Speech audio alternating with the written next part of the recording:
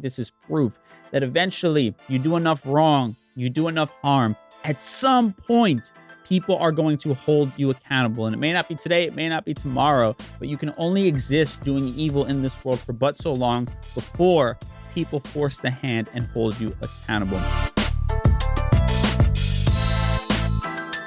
What up? It's Dramos, and this is the recap, of course, as I do each and every week, breaking down some of the biggest headlines from this last week. Now, I was supposed to have a guest joining me on the show. I'm just going to keep it real with y'all. They bailed on me last minute. So y'all are stuck with just me on the show today. But luckily for me, there is more than enough BS for me to dive into from this last week. So without further ado, let's get into this BS from this last week. Now, of course, I am talking about the human cheese doodle that is our former president, Donald J. Trump, getting raided by the FBI. Now, of course, old Donnie is claiming that he's being attacked by the Democrats, and you have Republicans all over the place, yelling out, defund the FBI, right? And of course, this is a different talking point than when Hillary Clinton was accused of having, deleted emails, right? At that point, they were all about the FBI doing investigations. They were totally fine with it. It was cool at that point. But no, not our buddy Donnie. No, he's perfect. He can't ever do anything wrong, right? So this must mean that the entire FBI has been overcome by radical lefties, right? And the DOJ, everybody just needs to be put in the trash and prosecuted, right? And it's funny to me, real quick, what I will say on this, how quickly we go against this notion of defend the blue line, right? Everybody's like, blue lives matter, right? But that is until January 6th happens, or until our buddy Donnie gets raided for doing some shady stuff. Allegedly, of course. We'll see what happens. Now, Donald Trump is, in fact, under investigation. They raided his Mar-a-Lago estate over potential confidential documents, classified documents that he may have taken from the White House and brought with him back home to Florida. Now, of course, this is all alleged. We are waiting to see if this produces anything of substance. And to be perfectly honest with you, I'm not holding my breath on this. Our buddy Donnie seems to be pretty bulletproof, and nobody seems to be able to get much on him or hold him accountable for the atrocities that he does commit. But I will say, this does provide me some hope that maybe we'll get back to a place where people are getting held accountable for their actions, right? Where nobody is above the law. And I've seen people saying, what a precedent it sets. I'm clutching my pearls, a former president. We should all be scared that the FBI is taking this much power. No, we should all be scared to think that we might live in a country where somebody thinks they are, in fact, above the law and can do whatever they want just because of their job title. This, in fact, is a rebalancing of the scales, proving that nobody is above the law as it should be. Now, that's my little quick 2 cents on that.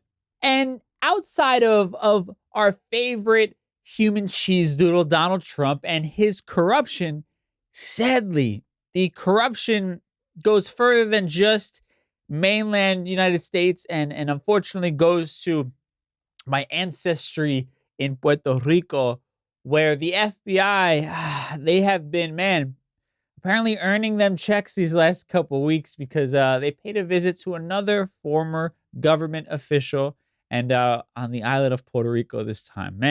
Now, this person is former Governor Wanda Vazquez, right? And she is the person who took over for another essentially criminal, Ricky Rosselló, right? Who had to disgracefully resign from his position in office, right?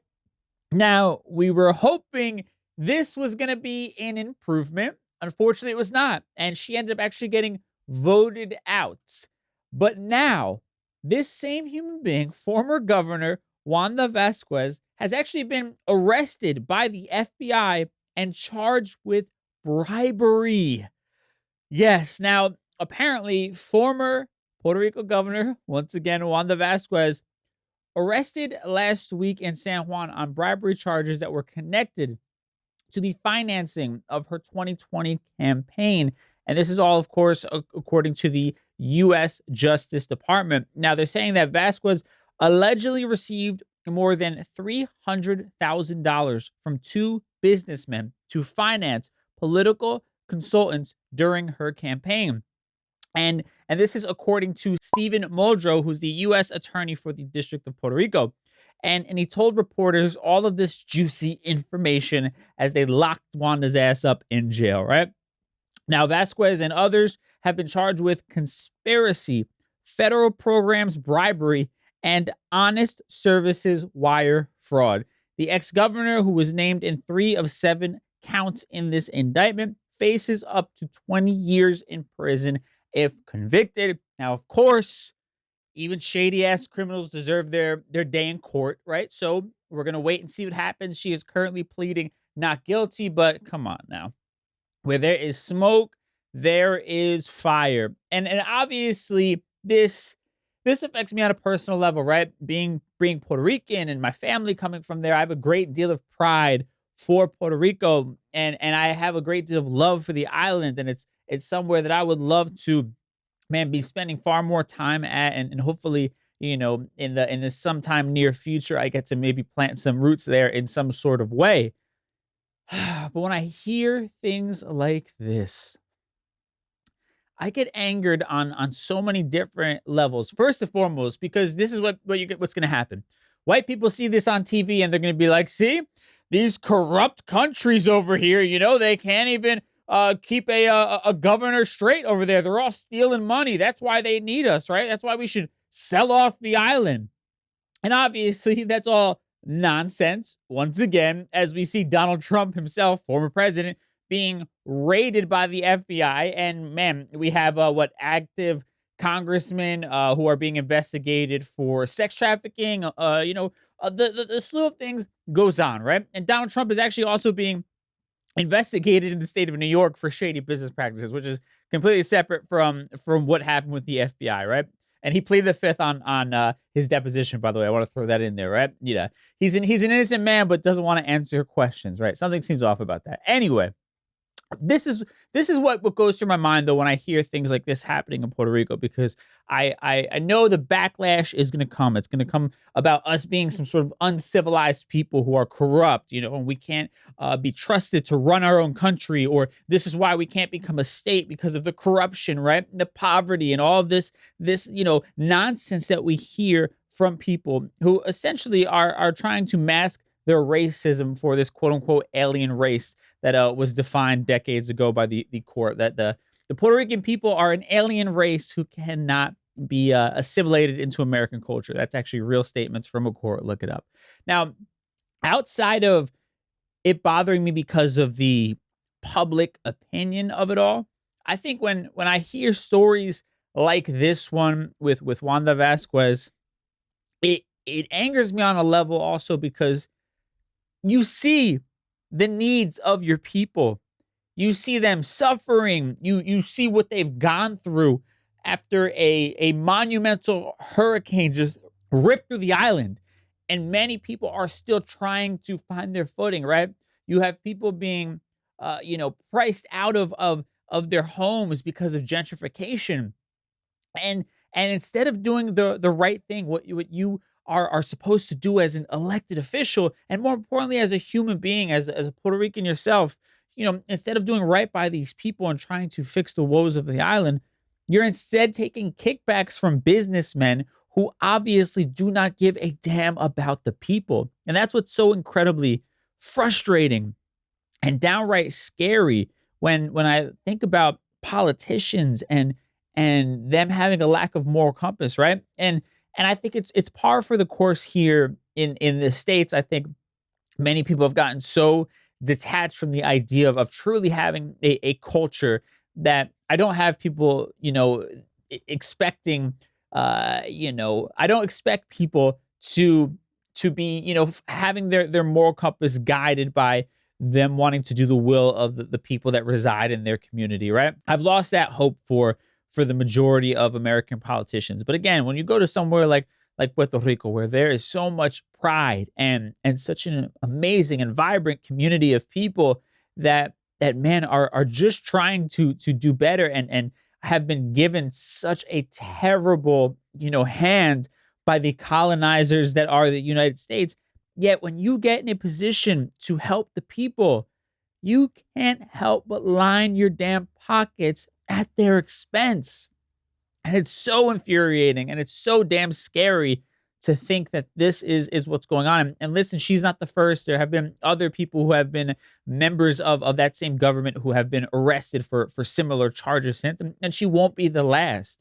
And it's just crazy to me how you can be from this place and see all that these people are going through and say, you know what, the hell with it. I just want the almighty dollar in my life. And obviously we're cut from a different cloth, so I could never possibly understand the mindset that goes into selling your own people out. But man, I can truly feel the disgust brewing inside of me when I think about these terrible human beings who turn their back on their own people. And it's absolutely sickening. Now, let's move over to something, I don't want to say a bit lighter because it's still BS at the end of the day, but it's in the world of entertainment. And obviously there are still, things that we have to concern ourselves with, right? Because it means potential opportunities for people from our community. But obviously this is a little bit lighter in terms of, it's not about ruling the free world or anything like that. But again, still important. Let's have a conversation about James Franco being casted to play Fidel Castro in a new movie. Now, obviously, this has raised all kinds of backlash, right? Like James Franco, Fidel Castro. And the obvious question is, all of the Latin actors out there, and you're going to go with James Franco. Yeah, it goes to show you Hollywood has not come quite as far as we would have hoped it would, right? And then you have people like John Leguizamo, who has been a long advocate for the role of Latinos in Hollywood and has spoken openly about how he felt like he sort of had to hide his Latinness almost in order to get bookings, right? And he talked about certain actors in Hollywood who felt that they had to change their names to have less sounding Latino names so that they can get the big roles and the big awards, right? But John Leguizamo, talking about this specifically, says, quote, "How is this still going on? How is Hollywood excluding us but stealing our narratives as well? No more appropriation. Hollywood and streamers boycott. This effed up. Plus, seriously difficult story to tell without aggrandizement, which would be wrong. I don't got a problem with Franco, but he ain't Latino." And I think that that's perfectly said. And I know a lot of people are now going to bring up, well, what about Scarface, Al Pacino? He wasn't a Latino, and look how great that turned out. Sure, Al Pacino wasn't a Latino. Scarface is a legendary movie, but it also was during a time when Latinos were not getting the leading role in blockbuster movies, right? So you want to go back to a time when equality didn't exist, essentially, right? And no, I'm not saying let's go retroactively cancel Scarface and cancel Al Pacino, right? I'm not saying that. But if it's 2022 and we've had open dialogue and open discussions about this being a problem in Hollywood, why is it still happening? That is what the issue is. And a lot of people fail to realize that. We're not talking about the past here. I'm not calling it, once again, for the cancellation of something in the past. We're talking about an issue that has been discussed, that has been recognized, that many people in Hollywood have pretended to care about and to acknowledge. Yet this is still happening. And listen, I understand that it is a slippery slope where this is called acting, right? And it's a movie, right? And it what begs the question of, where does the line sort of stop, right? Does every single person playing a role have to actually live the lifestyle that they are playing, right? And I understand, those questions, and I think there is some merit there, and we have to be careful to not have an overcorrection.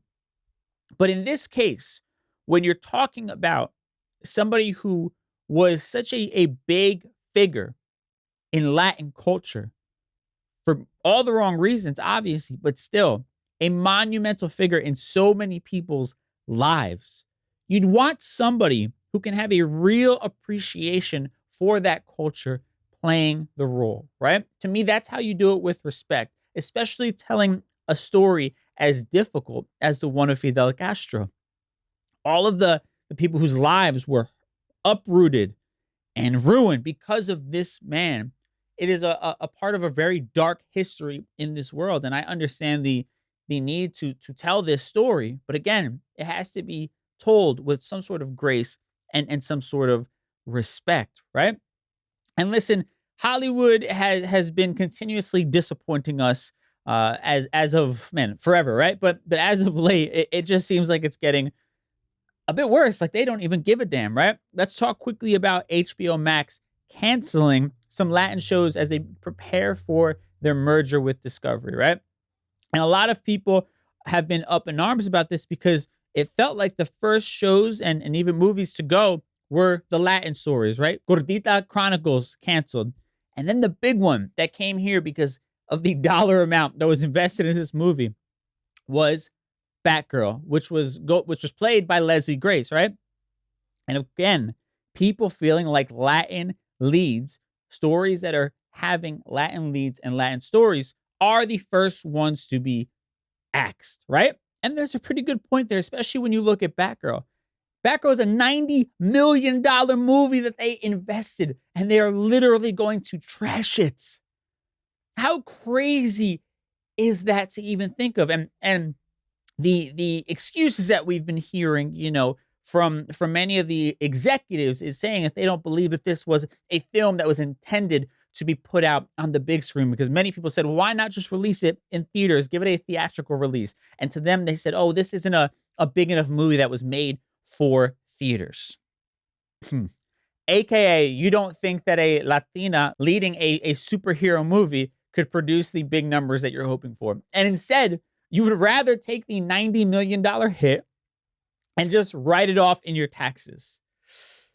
Once again, make it make sense, people. Please. Hollywood, once again, just proving it does not believe in Latin stories. It doesn't believe that stories led by Latinos can be profitable.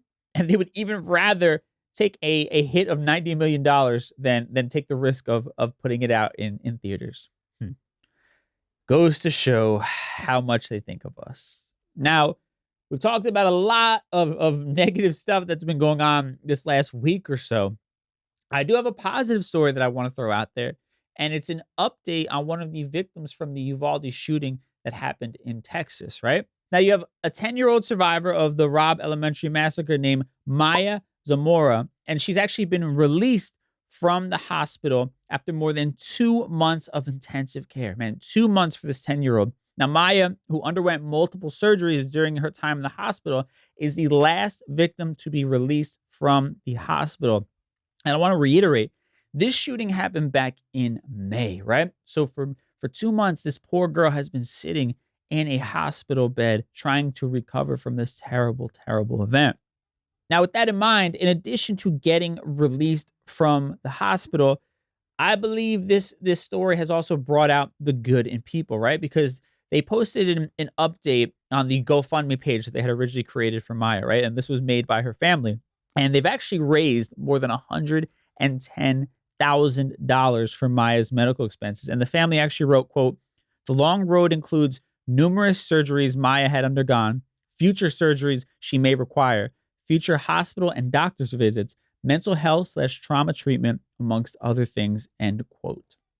Now, obviously, we live in a world where, unfortunately, this young girl is going to have to go through all of those things that her family mentioned. But on the positive side of things, she has now a life ahead of her, which sadly, many of her classmates and their families can't say the same, right? So this is a blessing. This young girl was able to survive such a horrific incident and is now going on with her life. And I have to commend everybody who contributed to this GoFundMe and showed that humanity still does exist in this world. And again, that the power does fall in the hands of the people if we organize, which is something I'm always pushing when it comes to not allowing yourself to feel frustrated or down about the state of the world. Now, if we can get the people in charge to actually create some real policy change that protects people like Maya from potentially going through circumstances like they did in the shooting, that would be the real solution here.